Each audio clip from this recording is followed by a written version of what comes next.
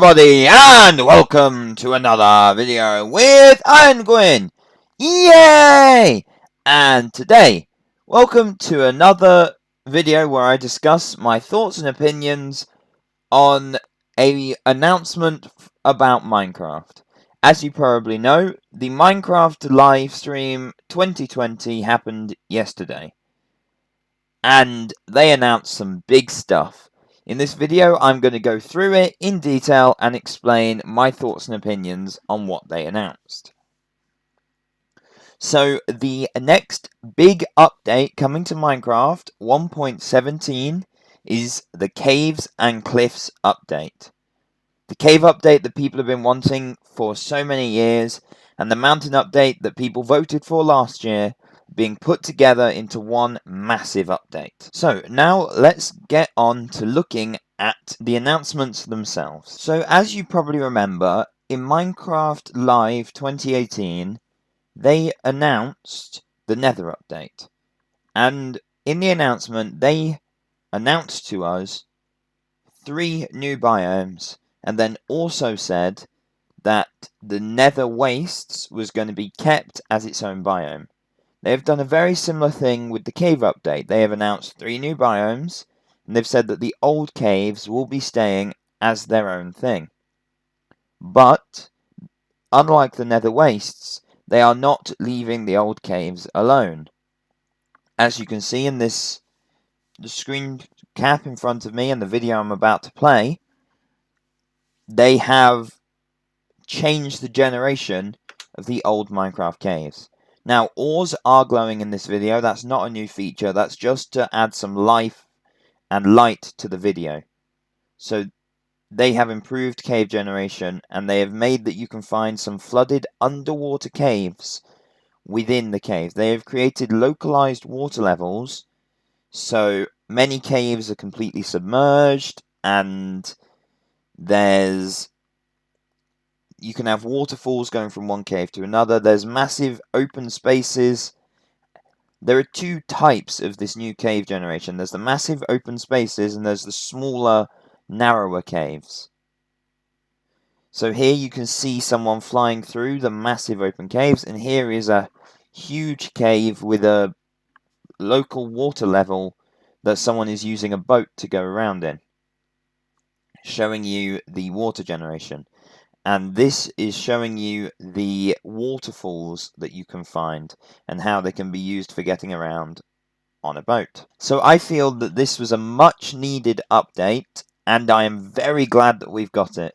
I felt that the caves were boring and hard to navigate, and I feel this is on its own is going to bring so much life even without the new biomes. The first of the new biomes that I am going to talk about is the Dripstone Caves. These look to be very similar to normal biomes with the same rocks and stuff. The main difference being the stalactites and stalagmites you can see around. Over here you can see some stalactites, and down here you can see some stalagmites. I am noticing here that there is a new rock of some kind there, but they do not talk about that in the video, and as such, I don't know what it is. They do speak about how the stalactites and stalagmites are going to work. So the stalactites, as you can see here, if you break the top block, they will fall down, and if you're standing underneath them when that happens, it will hurt. Stalagmites can be used to create spike traps, and they cause damage if fallen on. So this is a very simple biome, but I'm going to say very similar to what I said about the Soul Sand Valley last year. It's very bland, but it works. They haven't had to add much to create a new feeling. Now, they haven't announced anything, but I feel that the stalactites and stalagmites could be used in some crafting recipes to create spears, or they could be used for spike traps. The next biome I would like to talk about is the first of the actual interesting biomes. This is the Lush Caves. You can find these on the overworld marked by the azalea trees, which are a new type of tree. By the looks of this video, they just use oak wood logs, and the only thing unique about them is the leaves and the roots you can see at the bottom. But that might change. Maybe they'll give us a new wood, but at the moment they're not doing that. And the way the azalea trees work is next to them there will be a hole in the ground, as you can see here, and they mark the entrance to the Lush Caves. The Lush Caves are usually very narrow, as you're about to see now, but they are filled with foliage. So already here you can see so many of the new plants that are being added. First I'm going to talk about the Spore Plant, which are these hanging up. The Spore Plant creates light, so no mobs will spawn in this area because it's lit up. And you can also pick the glow berries, which are edible. Then you can see around there are green blocks which are being called moss blocks at the moment, but they weren't actually talked about in the video, so we don't know what they are or what they're used for.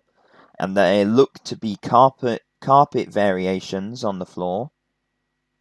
And you can see both here and in the back there are what looks like mini azalea trees throughout this biome. You can also see around here there is this new whitish block. It could be clay just at a funny angle, but I'm not too sure. Now if I go back a couple minutes in the video, or a couple seconds back to when we go down, you see something I forgot to talk about here. This is the dripleaf plant. The dripleaf plant is a new platforming plant. You find it in Lush Caves, you can harvest it, and you can stand on it like a lily pad, but the longer you stand on it, the more it sags. And when they get to the top of this, you can see some of them sagging now, but when they get to the top, you can see they stand on it till it completely sags and you fall through. So here at the back, you can see the brand new Spore Blossom. This flower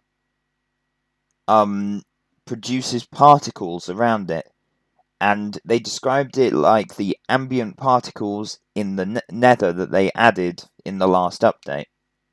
But these ones are portable, so the ambient particles are around this, but you can pick up the plant, and if you want the particles somewhere else, you take them with you. You can see behind it there is some kind of root. Again, they did not talk about this. We just saw it in the video, so we're trying to give it a name. Now there is one more thing in this biome. This announcement is shown in this video. It's a new mob, indigenous. It is the axolotls. So this is described as being the cutest predator you will ever see. It is a neutral creature, so it will not attack you unless you attack it first. But like the Guardians, it will kill every mob in sight. Like the Guardians kill squids, so will the axolotls. You can bucket them up and take them with you. Once you've bucketed up the axolotl, you can deposit it wherever you want, but it is now tamed and will fight for you. So it will follow you round, and here the player is shown with an army of axolotls taking on an ocean monument. You can see there with this axolotl that if they take damage, they then play dead. When they are playing dead, no mob will attack them, no matter what. And it gives them time to regen. So they are very hard to kill. Well, very hard for Guardians to kill. You can continue hitting them when they're playing dead. So the next biome announced is currently being called the Deep Dark. It is found right at the bottom of the overworld by the bedrock. It is composed of this new stone that they didn't really talk about, but you can see in this video. And it works on a new mechanic called vibrations. So basically, if you do footsteps or you place a block or anything, it sends off vibrations, and you saw them represented by blue particles that flew from the torch to this block, which feels vibrations. And you saw it glow when the torch was placed. You'll see this again when they place the next torch. So this block, the Skulk Sensor, this black moss, and all these weird black plants are new. And you saw that the entire room got darker. That is a lighting effect of the deep dark. So every now and again there will just be a flash of darkness over your screen. Here is another Skulk block. I do not know what it is called because they don't really talk about it. The only one they talk about is the Skulk Sensor, which I will get to in a bit. Now, as the player goes further along, you see there are these new candles, which look to be a new source of lighting. Based on the way they're shown here, I'm assuming that you place them in the same way you'd place a sea pickle or a turtle egg, so that you can have multiple on one block. But I do not know that because they didn't really talk about the candles, they just showed them in this video. Now, the lighting effect could be to do with the new mob, but it could also not. Now in here they find some kind of structure. This could be a man-made representation, or it could be a naturally generating structure that you find in the deep dark. I do not know. Now, I'm going to pause a sec before they show it and tell you a little bit about the new mob indigenous to the deep dark called the Warden. This thing is blind, so unlike a creeper, if you're standing right in front of it, it will not attack you. It feels you through the ground using vibrations. So it will hear your footsteps, but if you're crouching, it won't. So say you had a snowball and you threw it behind the Warden would then go towards the snowball instead of you. So the player is now going to turn around, and the Warden will be there behind them. There it is, slowly ambling towards them. And because they're crouching, it cannot get to them. And it's going towards the snowball, and now you can see it in all of its glory. And you'll see that when the player throws the snowball, the blue particle of vibration goes to the Warden's head, its ears glow, and then it goes that way. Now it is hearing the player's footsteps and going towards them. If attacked, it will charge for the player, as shown with that arrow. And it looks like, much like the Hulk, when it's angry, it moves much faster. Now, I would just like to say, this player is wearing full netherite armor. And the Warden took more than half health with one hit. And kills with a second. That shows how powerful this new creature is. You may remember all of this stuff from that video we just watched about the Warden. There are these end-stony type things and all of these growths on the floor. This is the Skulk stuff from the deep dark. But the only block we're really interested in is the new redstone block, the Skulk Sensor. The Skulk Sensor puts out a redstone signal if it feels vibrations. So you can see they placed down that block and it sent off the blue particles of vibrations to all the Skulk sensors around it. So this video here shows you the full extent of the Skulk Sensor and how it's used in redstone. So here you can see a Skulk Sensor wired up to a piston. As the player moves near, the footsteps set off the Skulk Sensor, which sets off the piston, which sets off the Skulk Sensor, and it goes round in an infinite loop. You can see here the use of wool to block the Skulk Sensor. So the lever will set off vibrations, which triggers the Skulk Sensor, which triggers the piston, which then doesn't trigger the Skulk Sensor because of the wool. They remove the wool, you can see it works just like the previous one. But if they put the wool back in, something they seemed very excited to announce with all this is wireless redstone. So this lever will set off this Skulk Sensor, and then the redstone from it will set off a trapdoor, which will set off this Skulk Sensor, which will set off a trapdoor, and you can see how it goes up without needing a wire to connect it all. And then at the top up here, it will set off this dispenser, which produces a firework. The next thing I'd like to talk about is not a biome, it's more of a naturally generated structure called the Amethyst Geode. So here's the perfect view of it. So there are these new blocks, and then there are the crystals. The crystals grow like plants in multiple stages, but they only grow on the geode blocks. And the blocks are unharvestable. So if you wanted to create a crystal farm, you would have to do it at the site of the blocks. You cannot move the blocks and take them away with you. You might be asking me now why you would want to farm these crystals. Well, they are needed in a new crafting recipe to craft the telescope. So the telescope is used to zoom in, just like using Optifine, except without needing to install it because the telescope will just be part of the game. Now, most crafting recipes don't just need one type of thing.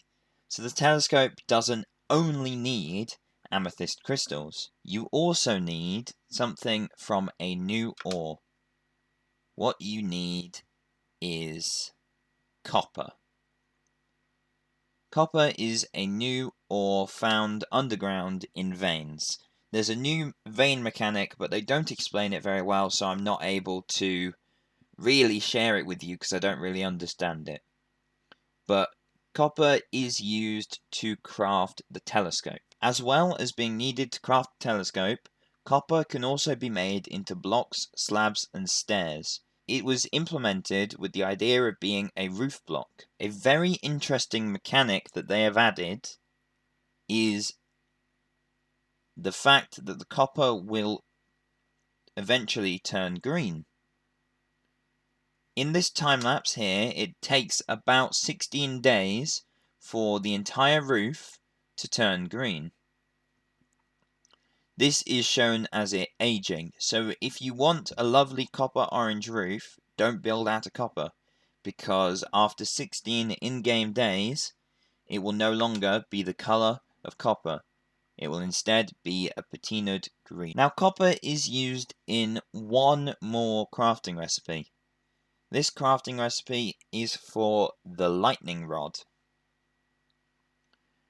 The lightning rod is a new placeable item that is designed for if you had a wool or a wooden roof and lightning struck, your roof would burn down.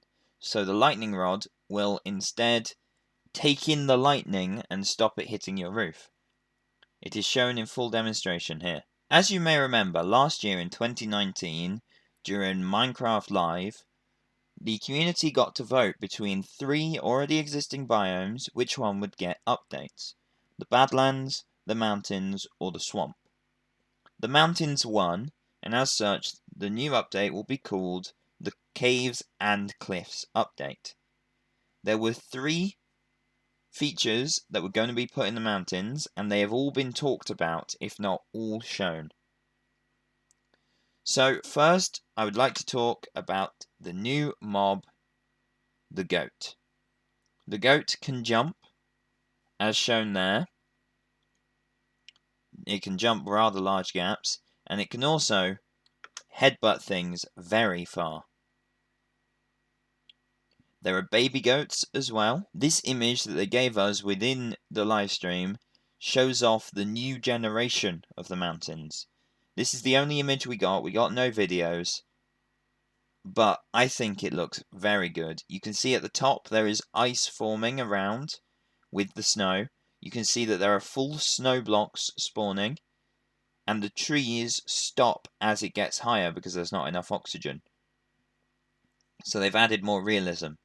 Now you may also remember, last year they said that they were going to add what they called Snowier Snow. So the Snowier Snow that was mentioned last year has now been renamed to Powdered Snow.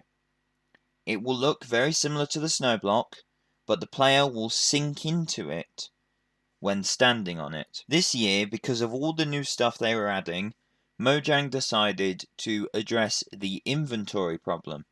Now we know they already addressed it a couple years back with the shulker boxes, but they are a very late game thing. And when you're early in the game, your inventory fills up a lot more. So you need a way of managing your inventory. So they decided to introduce the bundles. And you can see Steve holding a bundle there. This is an empty bundle. And they are putting... It can hold 64 items as shown by putting that wood in it. So if you put a stack of wood in it, it would not save you any space. But if you put half a stack of grass and half a stack of iron, it would save you one slot of space because the iron and the grass are taking up one slot. But then if you put all of these flowers in it, which is mainly what it's designed for, then it would take up a lot less space than normal. Altogether, I feel that the bundle was a good way of handling the inventory problem, but I don't think it was the best way. Looking at the bundle, I'm assuming it's going to be quite cheap. It'll probably be some leather, some string, maybe a stone to hold it together for that grey bit, or maybe some iron, I don't know, because they didn't give any crafting recipes. But I'm assuming it'll be very easy to get early game. The final big feature that they added, that they have announced adding in the next update, is Archaeology. Now this is an entire new system added to the game.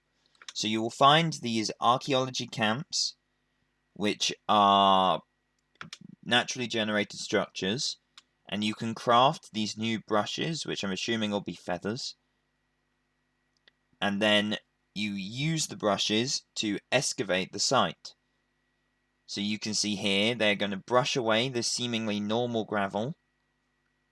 And this particular block of gravel is a normal gravel. There is nothing inside of it.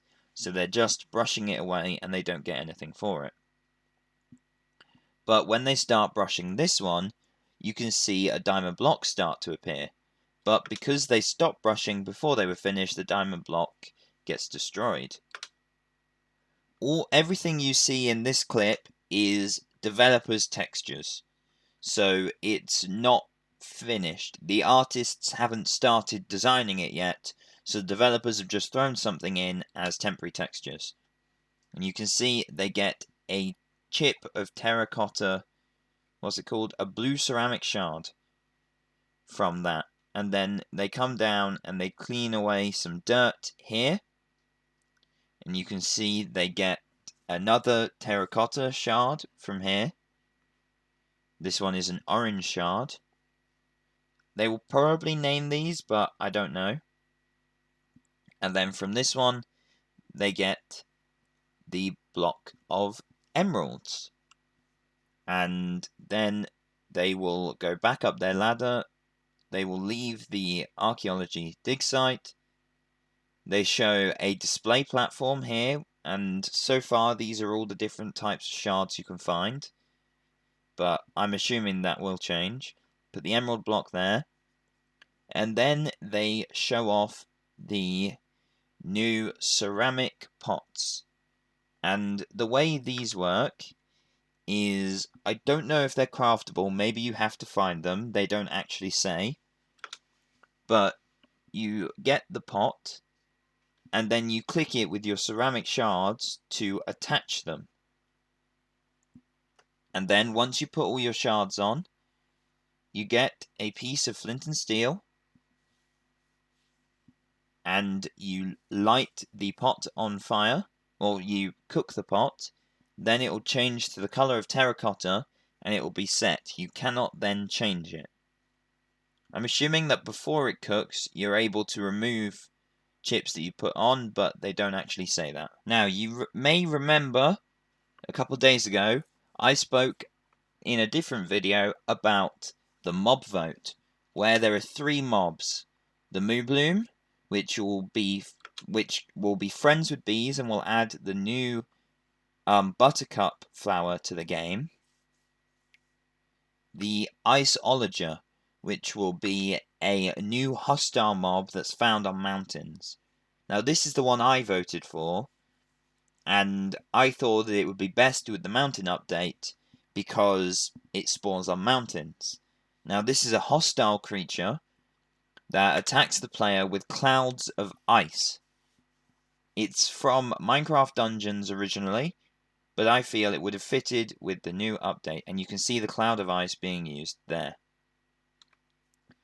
And then the final mob for the 2020 mob vote is the glow squid. Now this thing looks completely useless. It is just a recolor and retexture of an already existing mob.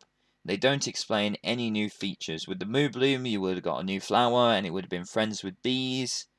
With the Iceologer, it would have fought you. With the glow squid, it's just a glowing variant of the squid. Now, right at the end of the Minecon 2020, you see two Mojang employees announcing the winner of the mob vote, which was the glow squid. So the stupid, useless squid won. Now, it will fit in with the cave update well enough because there are giant pools of water in the caves that it would fit in very well, and I'm assuming that's where we will find it spawning. But I'm pretty sure you can tell I am quite disappointed with the mob vote, but the public chose what they wanted, and the squid won. If you enjoyed this video, please like, comment, and subscribe. Tell me your thoughts and opinions on what was announced.